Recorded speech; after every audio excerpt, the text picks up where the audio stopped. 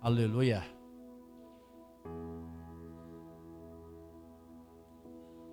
Lucas capítulo 15. Quero parabenizar os dois, viu, pela atitude. É bom quando as pessoas fazem a coisa da maneira correta, ou pelo menos buscam receber de Deus as bênçãos, né, matrimoniais. Isso não é obrigado, mas quem quer buscar de Deus a bênção sempre entra pelo caminho certo, e este é o caminho, andai por ele. Lucas capítulo 15. Quem achou, diga amém.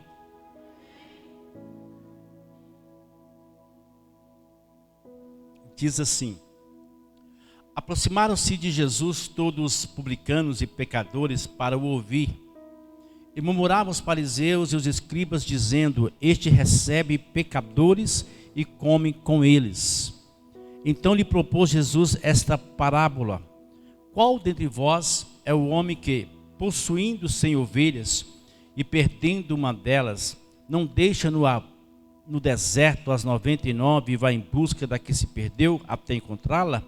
Achando-a, põe sobre os ombros, cheio de júbilo, e indo para casa, reúne os amigos e vizinhos, dizendo-lhe: alegrai-vos comigo, porque já achei a minha ovelha perdida.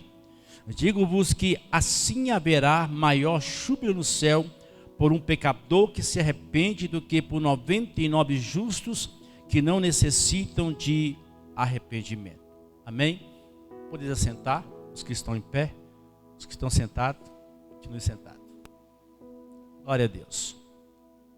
Eu quero falar um pouco nesse texto, esse texto que eu mesmo já preguei várias vezes, já foi muito pregado, e eu quero fazer algumas análises desse texto. O texto fala de início que Jesus ele estava sendo rodeado por publicanos e pecadores. Interessante que o publicano, ele era alguém muito mal visto pela comunidade judaica. Porque o publicano, ele era encarregado de cobrar os impostos da nação de Israel. E como os impostos eram muito abusivos e muito pesados, muitas vezes havia uma intriga, uma birra, né, das pessoas quando chegava ali o cobrador de impostos. Ninguém gosta de pagar imposto, né? Mas sabemos que ele é necessário pagar os impostos. Mas quando chegava um publicano, havia uma rejeição das pessoas, por causa que eles vinham tirar o pouco que eles tinham. Só que eles sabiam que eles vinham amando do rei ou amando do imperador, e não tinha como contestá-los. Mas eles eram odiados.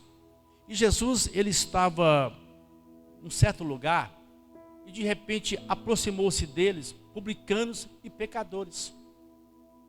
Aqui é uma distinção que para os judeus todos eram pecadores.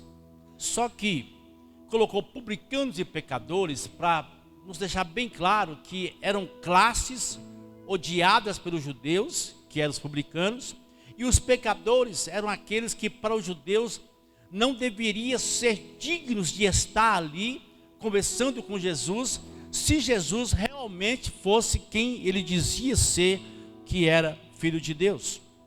Então, eles começaram a questionar Jesus. Olha, ele está dando assunto para cobrador de impostos, para pecadores. É como dizer o seguinte: olha, ele diz que é Filho de Deus, diz que é uma pessoa santa, que é uma pessoa correta, mas ele é rodeado por pessoas ímpias, por pessoas pecadoras, pessoas perdidas. Eu vejo aqui uma mentalidade dos fariseus, uma mentalidade de preconceito, de julgamento em relação às pessoas que eles não consideravam que eram pessoas aptas para estar diante de Deus. Ou seja, eles menosprezavam as pessoas que eles viam como pecadores. Interessante que na ótica de Jesus é o inverso daquilo que os fariseus estavam olhando. Porque Jesus via como?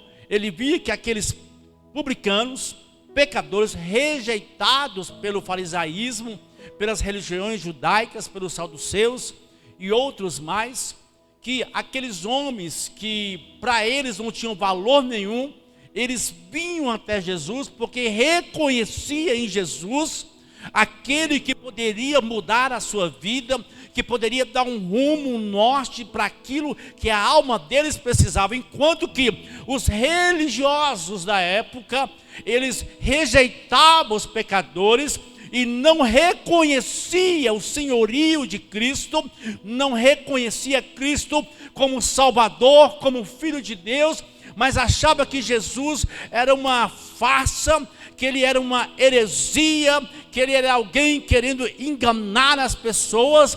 E quando eles viam que Jesus fazia milagre extraordinário e que as pessoas iam até Jesus, eles viam a sua posição sendo ameaçada por Jesus.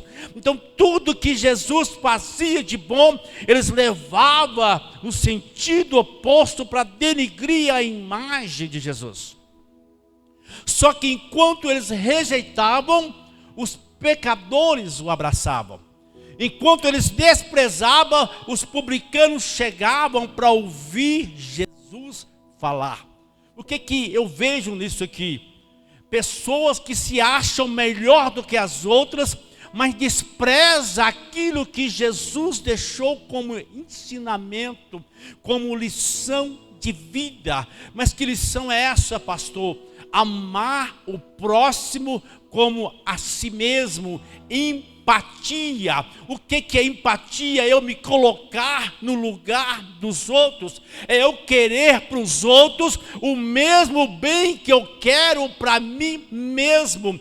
Aquilo que eu quero para mim, que eu acho que eu preciso, que eu também venha querer para os outros. Se eu quero vencer na vida, eu quero que os outros vençam. Se eu quero ser salvo, eu também quero que os outros sejam salvos. Se o perdão de Deus me alcançou, eu também quero que esse perdão alcance outras pessoas. Se Jesus estendeu as mãos por mim, sendo eu miserável pecador, eu também quero que Ele estenda as mãos para o meu próximo, para as outras pessoas, porque eu não quero um céu só para mim, eu não quero um céu só para minha família, eu não quero um céu só para minha igreja, eu quero um céu para todos aqueles que entendem que com Cristo é melhor, ao lado de Deus é melhor, com Jesus é melhor, para aqueles que querem negar a si próprio e abraçar a Cristo como Salvador. Oh, aleluia. Eu quero um céu que todas as pessoas que querem entrar nele possam entrar. Eu não quero fechar a porta do céu para ninguém. Pastor, como é que você fecha a porta do céu para alguém? Quando a minha vida serve de escândalo para as pessoas. Quando as pessoas olham para mim e não conseguem ver Cristo em mim. Quando aquilo que eu faço serve de escândalo para as pessoas.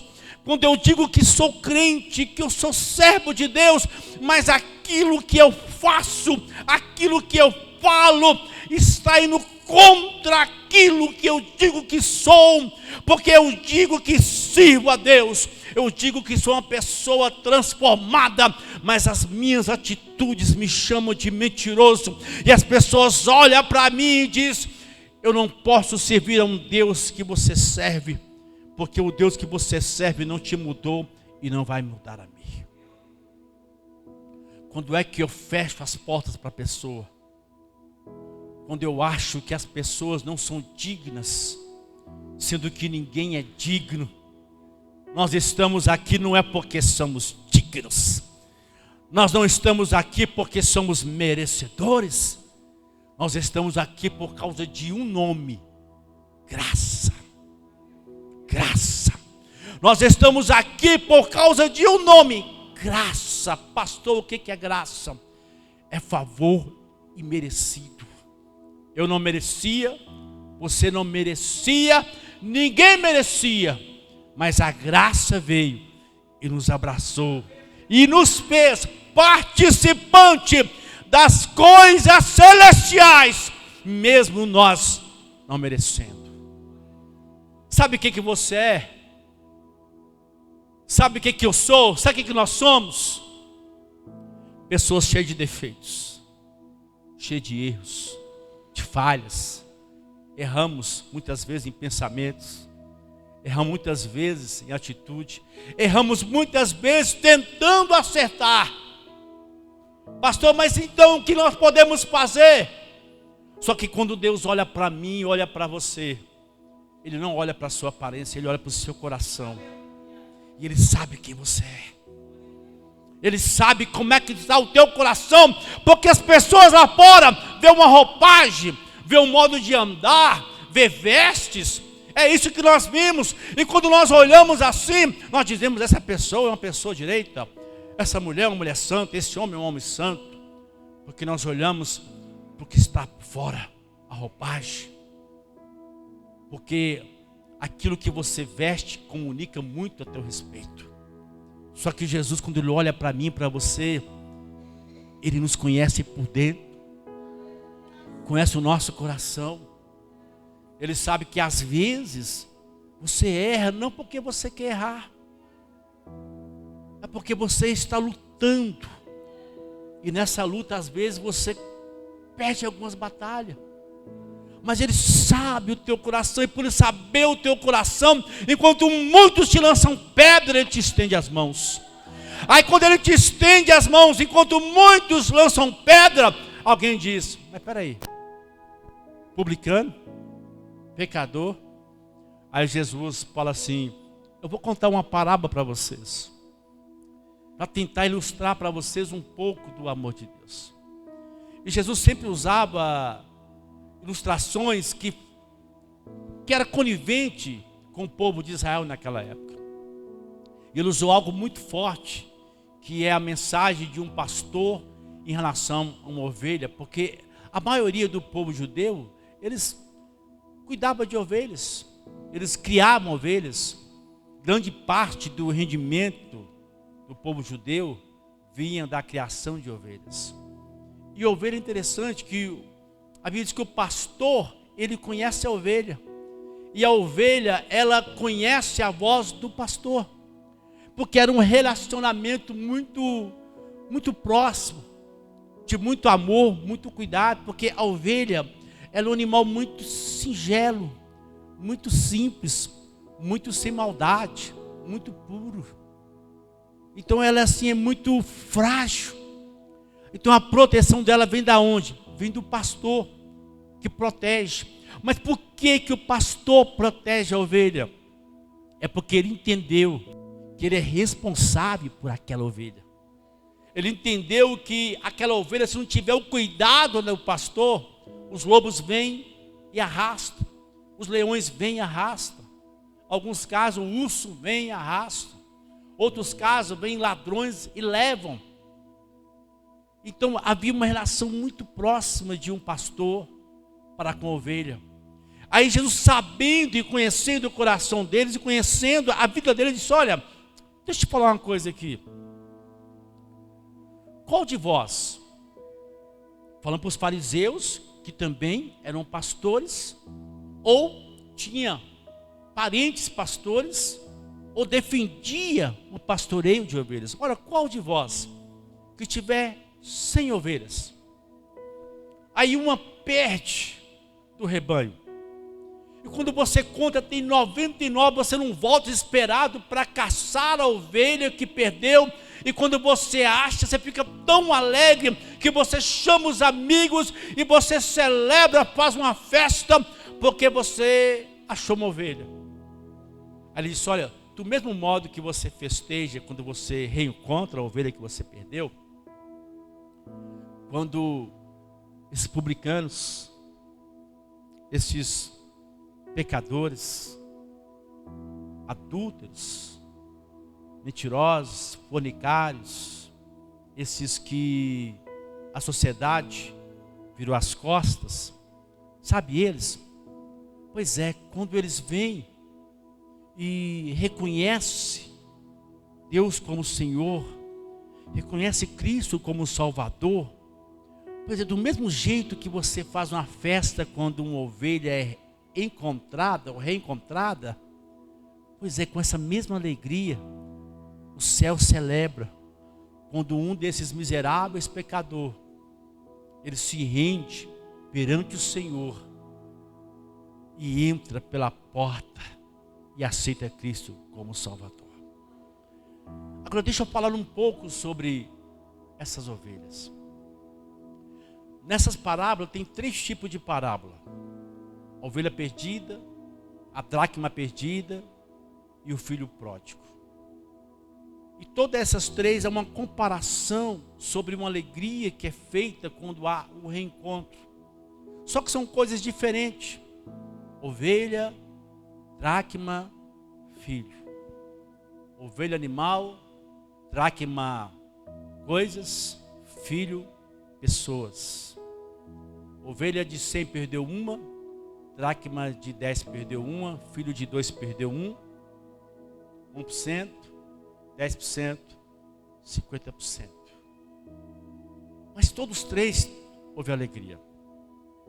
Agora fica uma pergunta que, quando a mulher perdeu a dracma, ela correu e teve que varrer a casa para achar a dracma. A dracma fala de valores. Quando o pai perdeu um dos filhos, ele teve que esperar o filho tomar a atitude de voltar. O pai não foi atrás do filho. Por que não foi? Porque foi o filho que escolheu sair. Foi a escolha do filho largar a casa do pai. Foi a escolha do filho virar as costas para o pai. Foi a escolha do filho dizer: pai, eu não te quero mais. Foi a escolha do filho dizer: pai, o Senhor não serve mais para mim. Foi a escolha do filho dizer: pai, essa casa para mim não serve mais. Ninguém obrigou o filho a sair. Ninguém mandou o filho embora. Foi o filho que quis ir embora. O filho que cansou da casa do pai. Foi o filho que cansou de servir ao pai. Não foi o pai que disse: filho, eu cansei de você. Não, o pai nunca cansa do filho. Por mais que trabalhe que o filho dá, o pai nunca cansa. O pai sabia que o melhor lugar para o filho era na casa com ele. Mas o filho achou que era melhor o quê? Ir embora para longe. Quando o filho tomou essa decisão, ele estava dizendo o seguinte: eu não gosto mais do Senhor. Ele estava dizendo o seguinte: olha, eu não quero mais viver perto do Senhor. Ele estava dizendo o seguinte: olha, a tua presença me desagrada, me cansa. Não dá mais para ficar aqui com o Senhor. Ele estava dizendo: olha, eu prefiro outro lugar, me dá a minha parte, porque aqui não dá mais. A prova é que ele pegou a herança, arrumou as trouxinhas, foi embora. Deixa eu falar algo e não se escandalize. Posso falar? Eu tenho uma preocupação quando as pessoas falam: eu já sou pastor há uns 17 anos, 30 anos que sirvo ao Senhor. Assim, o pastor tem que ir atrás dos desviados, dos filhos pródigos. Deixa eu falar uma coisa aqui, eu quero que você guarde no seu coração pro resto da sua vida. Alguns vão sair daqui escandalizados, mas deixa eu falar. Posso falar, não posso? Deixa eu te falar uma coisa.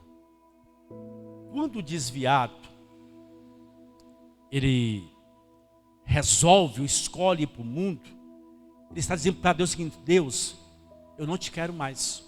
Espírito Santo, não te quero mais. Jesus, o teu sacrifício para mim não serve mais. Ele está dizendo: olha, eu prefiro o mundo com pecado do que Jesus Cristo. Eu prefiro uma vida atolado no lamaçal do que servindo a Deus. Eu prefiro andar sozinho do que ter comigo o Espírito Santo. Ou seja, ele está dizendo: eu não te quero, Deus. Por quê? Porque quando ele larga Jesus e vai para o mundo, é porque ele acha que o mundo é muito melhor do que Jesus. Aí a pessoa quer, pastor, vai lá atrás. Quando você vê na Bíblia, o pai não foi atrás do filho. Porque o pai, ele respeita a decisão do filho. O pai respeita a escolha do filho. O pai respeitou a posição do filho, por mais que foi triste. Mas foi o filho que estava dizendo, eu não quero mais o Senhor. É como um casamento. A vida dois é muito boa, mas tem sua dificuldade? Tem. Mas pensa bem, se a minha esposa chega para mim e fala, eu não quero mais viver com você. Eu não quero mais ficar perto de você. Eu não quero mais ser casada com você. Aí eu vou lá, as irmãzinhas, irmã, ora por mim. Minha esposa não quer nem ver a minha cara mais. Ligo para meus pastores, ora por mim. A minha esposa não quer nem ver eu na frente mais. Sabe o que é isso? É você não ter amor próprio. É querer ficar com quem não quer nem saber de você. Você acha que se você não tem coragem de fazer isso, Deus vai fazer isso? Acha que Deus vai querer uma pessoa que virou as costas para Ele? Que diz que Ele não vale nada, que Ele não presta, que Ele não serve? Você acha que Deus vai ficar morrendo por alguém que não quer saber dEle?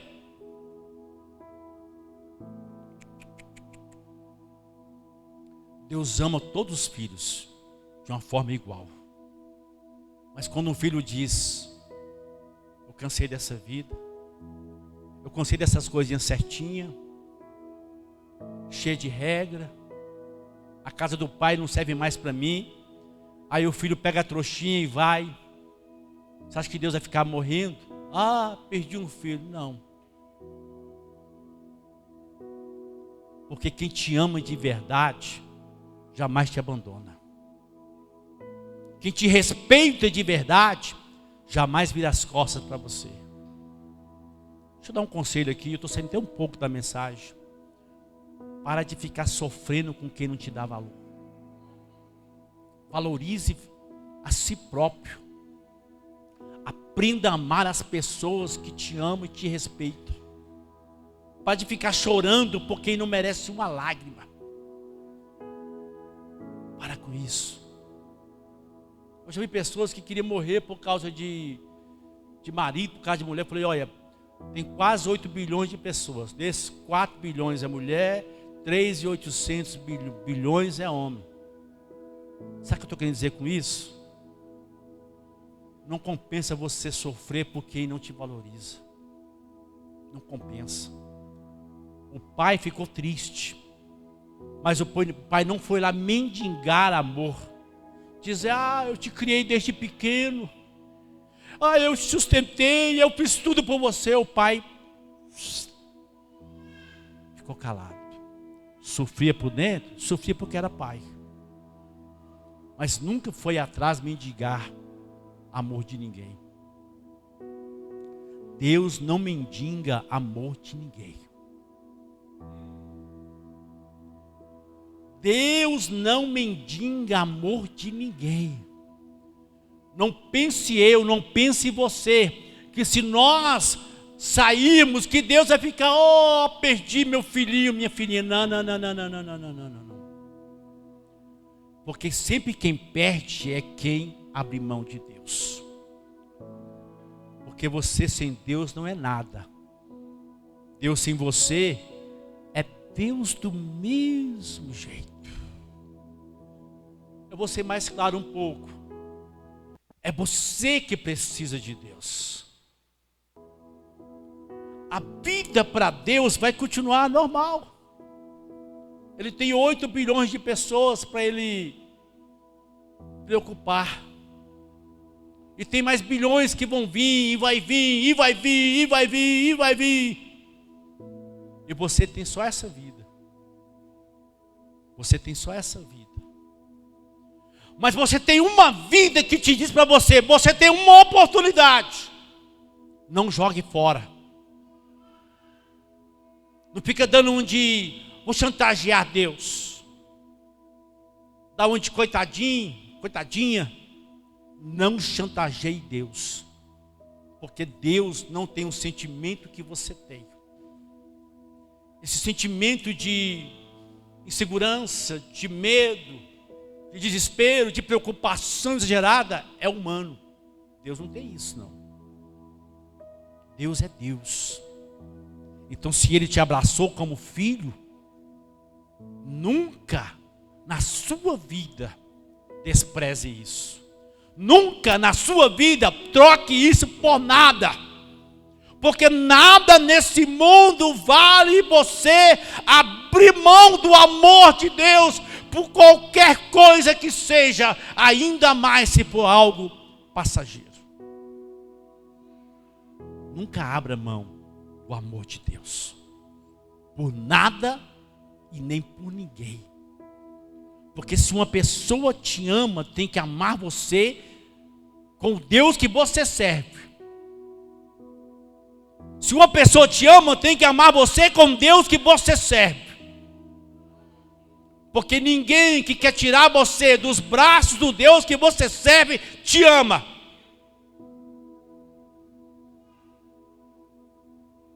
Não te ama. É laço. Porque Deus é o mais importante para a sua vida. Então o filho foi embora, quebrou a cabeça. É o que acontece com todo mundo que sai da direção de Deus, quebra a cabeça. Todo mundo. Não tem um. Todo mundo que sai dos planos de Deus quebra a cabeça. Só que tem um problema. O problema não é quebrar a cabeça. O problema é que tem pessoas que é pior do que o filho pródigo. Porque o filho pródigo quebrou a cabeça e disse: olha, eu preciso voltar. Deu tudo errado. Eu achava que lá era ruim. Ruim é o que eu estou passando. Ou seja, ele quebrou a cabeça e disse: lá é o melhor lugar. Mas tem gente que quebra a cabeça, quebra a cabeça, quebra a cabeça, quebra a cabeça e diz: eu não volto. Se eu voltar, o que eles vão falar de mim? Se eu voltar, o que eles vão pensar de mim? Se eu voltar, o que eles vão dizer? Ah, voltou agora. Orgulho, prepotência, soberba. Porque o filho pródigo, ele teve o bom senso de dizer: deu errado, mas na casa do pai dava certo. Deixa eu falar com você aqui, na casa do pai dá certo. Parece que está difícil, mas na casa do pai dá certo. Pastor, está muito difícil, mas na casa do pai dá certo. Está difícil com Deus, imagine sem Ele. Você dentro de uma casa protegida, está difícil com a tempestade, imagine você no relento. Com Deus é melhor. Então quando o filho voltou, o pai fez festa. Por que o pai fez festa? É porque o filho voltou a ser filho. O filho voltou a valorizar aquilo que ele tinha desvalorizado. O filho reconheceu aquilo que ele tinha desprezado. Não foi o pai que foi atrás, foi o filho que foi atrás. Sabe por quê? Porque o filho sabe onde é que o pai está. O filho sabe onde é que o pai está. O filho sabe onde é que o pai está. Mas deixa eu voltar para aquela ovelha. Aquela ovelha, ela tinha algo diferente. Ela não era um ser humano que fazia escolhas. Ela não era uma moeda, né? Ela não era um objeto que também podia escolher. Não, ela era um animal. Um animal irracional. E o texto diz que uma perdeu. Mas o pastor tinha quantas? Tinha quantas? Tinha quantas? Ele tinha 100, gente. Ele perdeu uma. O que ele fez com as 99? Deixou aonde? Deixou aonde? Vocês estão aqui? Deixou aonde? No deserto. Se fosse no aprisco, estava no lugar certo. Estava no lugar certinho. Protegido, bem guardado. Só que deixou no deserto. Interessante, o que tem no deserto? Animais selvagens, cobras, escorpiões, né? É um lugar perigoso. Mas ele deixou no deserto, porque quando ele abriu o olho e percebeu que a ovelha tinha se perdido, Ele não poderia dar o luxo de ir levar as 99 no aprisco para depois ir procurar, porque senão a ovelha teria morrido. O que ele fez? Deixou as 99 ali e foi correndo, como quem diz, vou depressa, porque quem sabe ainda dá tempo. E quando ele chegou e achou a ovelha, ele voltou correndo para onde estavam as 99, para não correr risco de perder mais nenhuma. Só que ele voltou alegre, sabe por quê? Porque ele conseguiu salvar aquela que até o momento para ele estava perdida. Agora deixa eu trazer essa ovelha para um nível espiritual. Não mais uma ovelha animal, uma ovelha espiritual. Uma pessoa. Tem ovelha aqui? Tem ovelha aqui? Essa ovelha, ela não se perdeu porque ela escolheu se perder. Essa ovelha não fez uma escolha como um filho pródigo. Aqui não está bom. Deixa eu ir embora, curtir minha vida. Não, ela não fez isso. Ela não se perdeu porque a casa estava bagunçada como a dracma. Ela não se perdeu porque ela escolheu se perder. Ela se perdeu porque houve um problema no trajeto. Houve um problema no percurso. Tinha 100 ovelhas. Ela estava andando com as 100. Mas aconteceu alguma coisa no percurso que ela se perdeu. Talvez o cansaço fez com que ela não conseguisse acompanhar as 99. Talvez ela queria ir junto, ela queria estar junto, mas estava cansada. E quem sabe nesse cansaço ela não se perdeu de uma hora para outra, foi se perdendo aos poucos. Porque ela viu que as ovelhas iam passando para frente e ela não conseguia alcançar. Só que engraçado, tinha 100 ovelhas, uma perdeu e ninguém percebeu. Ninguém percebeu. Tinha 100, uma ficou para trás, ninguém percebeu. Mas talvez essa ovelha se perdeu porque no percurso, no trajeto, ela machucou uma das patas. E por machucar uma das patas, ficou difícil de caminhar no mesmo ritmo que as outras 99 caminhavam. Talvez ela até tentou com muito custo, mas chegou uma hora que as feridas doíam. As feridas machucavam. E ela foi obrigada a parar no meio do percurso. E quem sabe ela parava e olhava para as outras, para ver se as outras paravam para ajudá-la. Mas as outras não parou para ajudá-la. As outras foram embora. Sabe por quê? Porque as outras estavam bem, estava forte, estava saudável, tinha alimentado bem, estava tranquila. E as outras não estavam preocupadas com quem estava doente. Não estava preocupada com quem estava enfermo. Não estava preocupada com quem estava cansado. Sabe por quê? Porque as outras estavam bem. E se elas estavam bem, azar de quem não estava. Tem hora que acontece isso na igreja. Tem pessoas que ela fica para trás. Não é porque ela escolhe largar tudo e viver uma vida promíscua, uma vida sem rumo, desprovida de Deus, não. Às vezes ela faz tudo para estar aqui. Ela quer estar junto com todas, quer andar junto. Mas às vezes no percurso é tanta coisa, é tanto problema, tanta luta, tanta perseguição.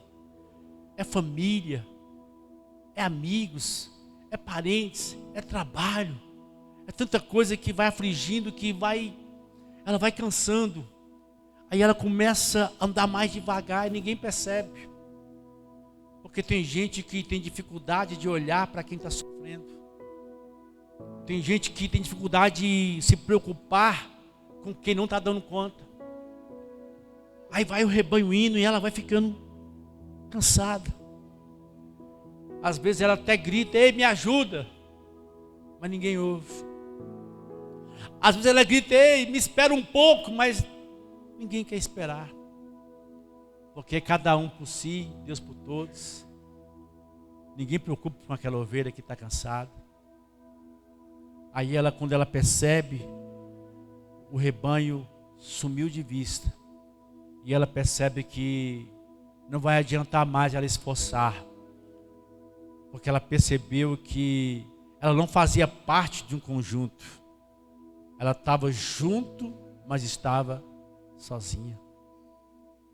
Ela estava junto, mas não fazia parte de um grupo. Ou seja, ela achou que estava encaixada. Mas quando ela teve dificuldade, quando ela cansou, ela descobriu que ela não era tão importante para os outros. Ela descobriu que ela não fazia falta para os outros. Ela descobriu que ela não tinha tanto valor para os outros. Só que às vezes ela não cansou, mas ela machucou. Porque a vida às vezes machuca a gente. Às vezes palavras nos machucam. Às vezes atitude nos machuca. E às vezes não é que a gente quer parar, a gente quer dizer, não, a gente machucou. E quando você se machuca, você anda mais devagar.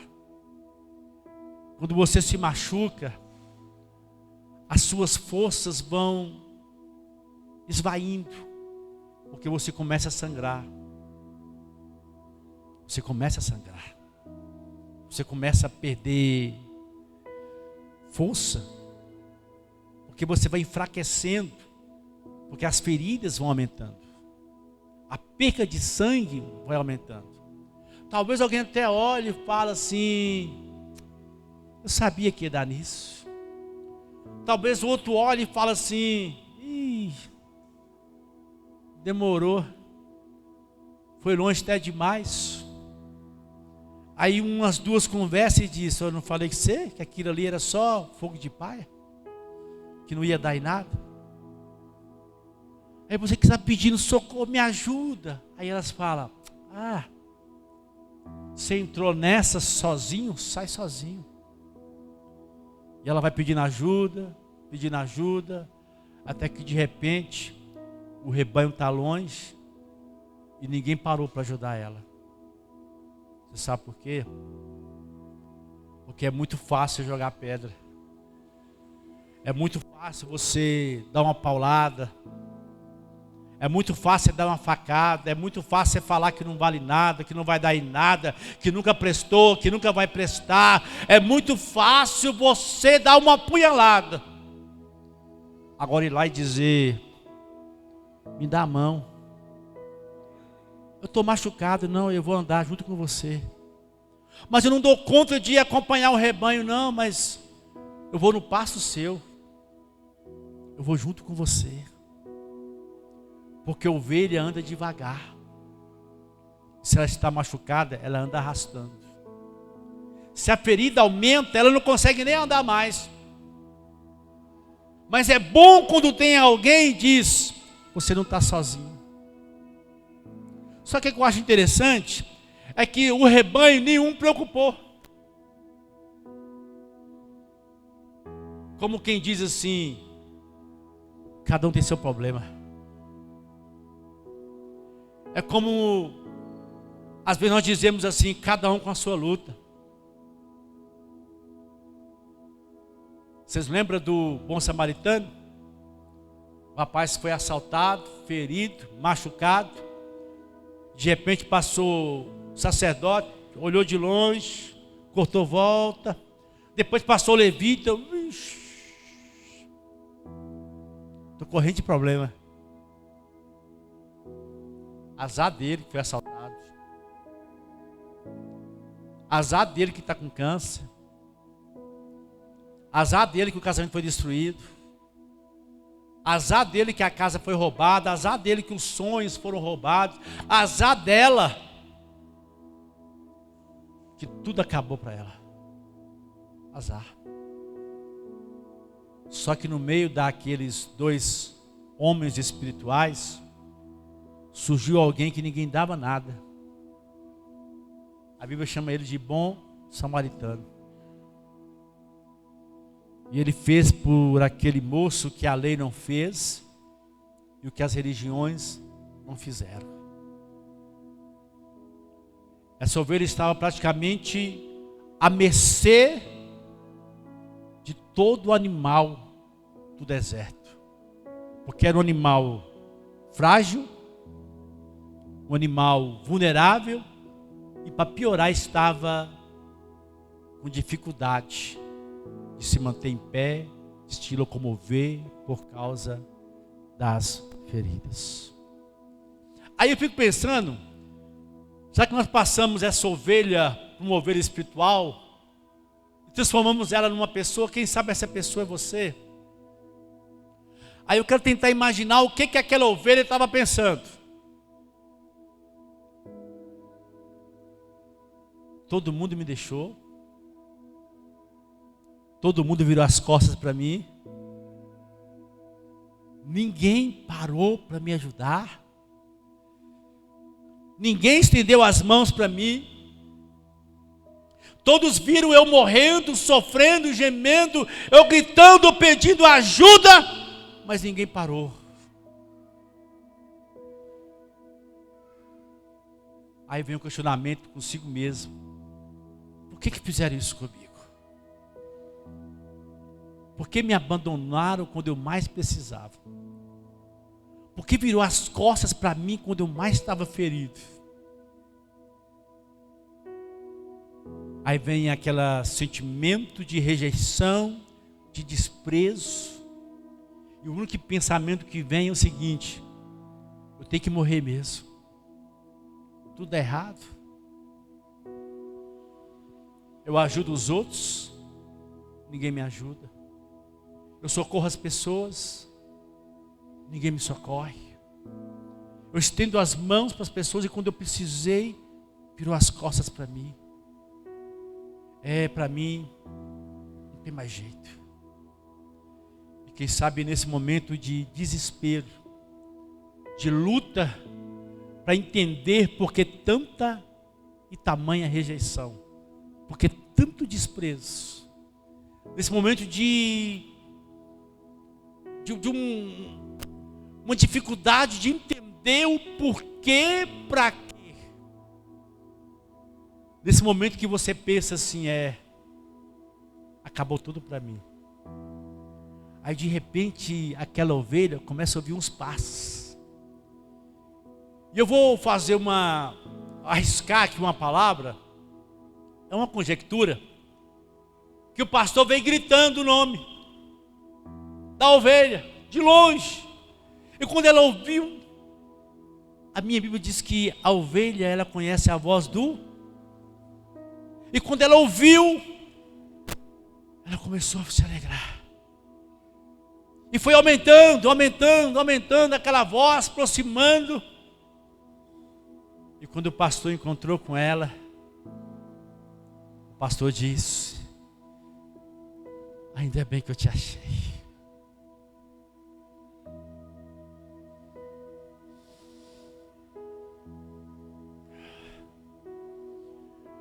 Ainda bem que eu te encontrei. Que bom que você está viva ainda. Está machucada, está ferida, mas está vivo. Sabe o que o pastor estava dizendo? Ainda tem jeito. Também dizia: eu estou bem ferido. Todo mundo virou as costas para mim, me abandonou. Eu achei que ia morrer. Quando eu via os passos, eu achava que era um animal. Quando eu ouvia sua voz de longe, Aí eu falei, será se ele vem atrás de mim? Aí o pastor diz, você está ferida, mas está viva. Feridas se curam. Pode ficar cicatriz, mas a ferida cura. Você está ferida, mas você ainda está vivo. E quando está vivo tem esperança. Você está ferido, mas eu vou cuidar. Vai sarar. E quando você olhar para a cicatriz, você vai entender que tem hora que cicatrizes são necessárias. E não existe cicatrizes sem feridas. Às vezes a ferida vem para deixar uma cicatriz, para te deixar uma lembrança. Pastor, que lembrança é essa? Que você foi ferido. Que você foi ferida. Mas que você suportou e superou. Que você venceu. Que você venceu. Que a ferida não te matou, você venceu. Outra mensagem que aquela ovelha entendeu é o seguinte, mas e as 99? Aí o pastor diz, eu deixei elas esperando,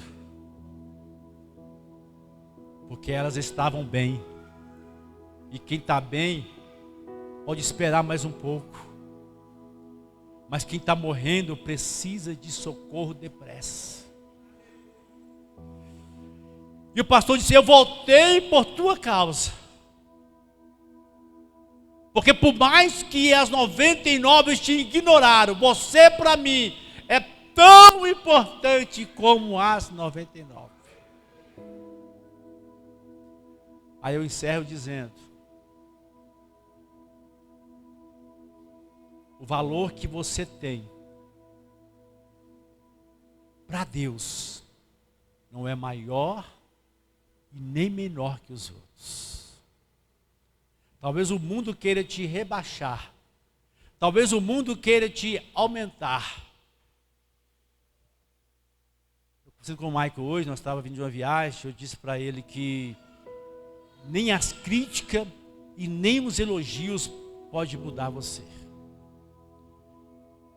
Eu vi um pastor uma vez dizendo que ele estava num condomínio fechado, fazendo uma caminhada, ele é um pastor famoso, tinha um programa de televisão. Aí nessa caminhada, nessa corrida que ele estava, uma pessoa parou e disse, ó, seu charlatão, ladrão, fica extorquindo dinheiro do povo na televisão. E falou e acabou com ele, e ele ouviu, depois que o cara acabou, ele continuou correndo. Quando foi na frente, mais ou menos meia hora depois, parou uma senhora. O senhor passou por onde estava? Eu falei assim, sou. Ô pastor, obrigado. Os meus filhos estão hoje servindo ao Senhor graças a um programa que eles ouviram lá em casa um dia.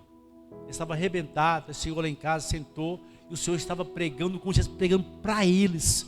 Pastor, não para mais para esse programa não. Deus abençoou muito o Senhor. Sabe o que ele fez? Continuou correndo. Porque você não pode parar nem pelos elogios e nem pelas críticas. Se te elogia, continue andando. Se te critica, continue andando. Aquele pastor mostrou para aquela ovelha que a respeito do que as demais pudessem pensar, para ele, ela valia do mesmo jeito que aquelas 99 que estava saudável. Não é porque você possa estar doente, achar que é menor ou pior do que os outros. Você para Deus tem o mesmo valor. E é tão especial que Ele deixou 99 correndo risco para salvar você, para socorrer você, para buscar você, para colocar você no ombro e dizer, vamos embora. O rebanho está te aguardando. Pastor, mas ele não se preocupa comigo, mas eu preocupo. Não é por causa deles, é por minha causa. Talvez o mundo lá fora, talvez as pessoas lá fora, talvez a igreja não se preocupa com você. Mas o Senhor está dizendo, eu preocupo. Para de olhar para os outros. Para de procurar a aprovação dos outros.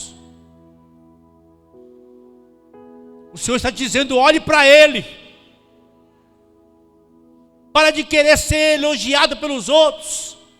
Paparicado. Para com isso. Olhe para Ele. Porque Ele está olhando para você. E por mais que todo mundo vire para você as costas, Ele está dizendo para você, eu não abri mão de você. Se você não virou as costas para mim, eu não viro as costas para você. Se você não virou as costas para mim, eu não viro para você. Pastor, mas eu virei as costas para ele e agora? Agora ele está no mesmo lugar que você um dia o deixou. Porque não foi ele que foi embora, foi você que foi. Ele está no mesmo lugar, te aguardando, te esperando. Quem sabe você vai vir cheio de carrapicho, com as vestes rasgadas,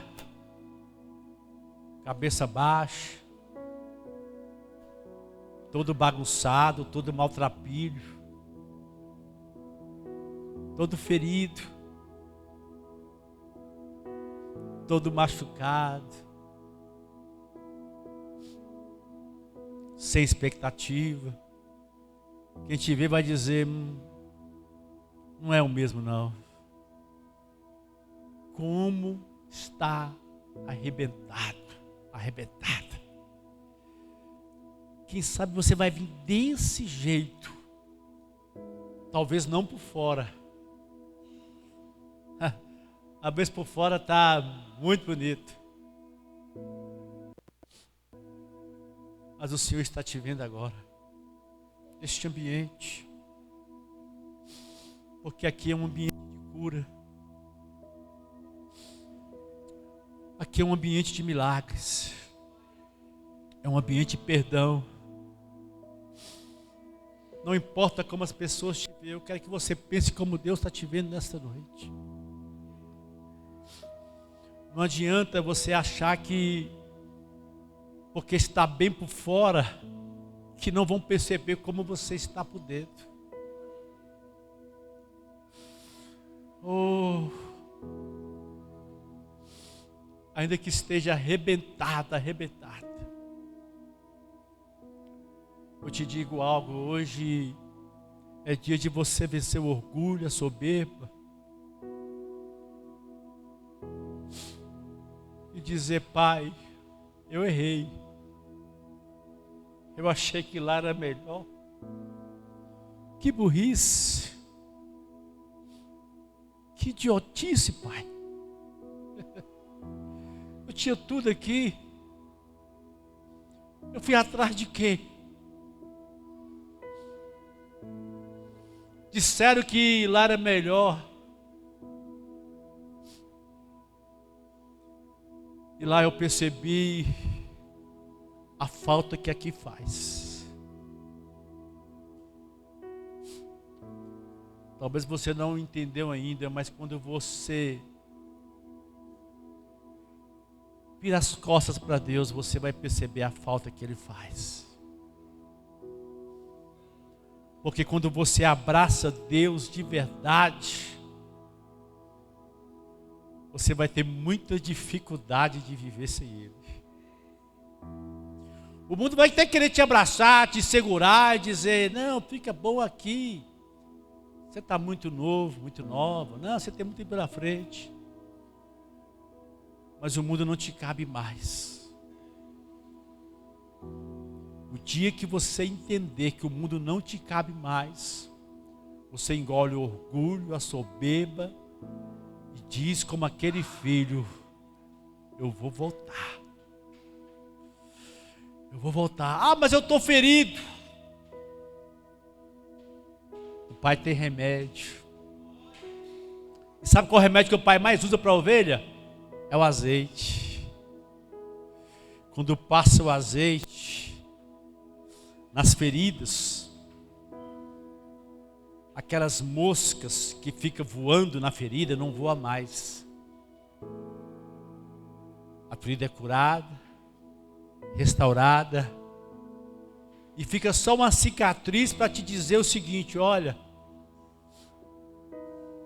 já doeu uma vez, não precisa doer de novo. Já feriu uma vez, não precisa ferir de novo. Coloca de pé nesta noite.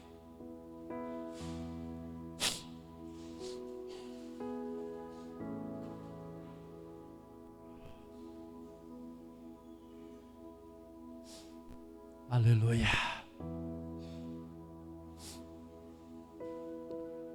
Eu sinto como que, ou se fosse um dia de você falar algo para si próprio. É como se hoje fosse um dia de você orar consigo mesmo, dizendo: eu vou voltar para a casa do Pai.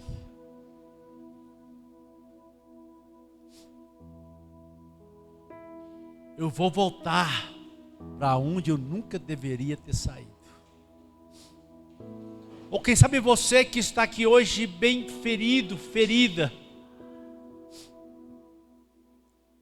Você tem tentado, mas tem sido tão difícil. Não é porque você não quer, é porque você não está tendo força. Eu quero que a igreja feche os olhos neste momento. Se você puder orar a Deus em espírito. Se você puder adorar a Deus bem baixinho também, enquanto os meninos vão adorar a Deus bem baixinho. Eu sinto que há um temor de Deus neste lugar. Eu sinto que há uma unção de amor sendo liberada nesta noite. É como o pastor te dizendo: eu não ia deixar você morrer. Eu vim te buscar. Sobe nos meus ombros. Vou te levar até o aprisco. E lá eu vou te tratar como se trata um filho. E todas que te deixaram para trás, todas que viraram as costas para você, vai entender que eu te amo como amo qualquer uma delas.